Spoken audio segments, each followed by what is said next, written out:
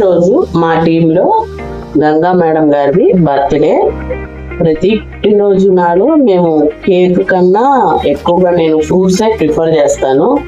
మనము ఫలాలు ఫ్రూట్స్ తినడం వల్ల శరీరానికి ఎంతో ముఖ్యమైన విటమిన్లు, ఖనిజాలు మరియు ఇతర పోషకాలు ఉంటాయి. ఇవి ఆరోగ్యాన్ని మెరుగుపరచడంతో ఇవి చక్కగా దీంట్లో ఉన్న సి, ఏ, ఈ మరియు పొటాషియం, మెగ్నీషియం వంటి ఖనిజాలు ప్రధానమైన వనరులు ఉంటాయి ఇందులో. వీటిని ఇమ్యూనిటీని పెంచి వ్యాధుల నుంచి కాపాడుతాయి.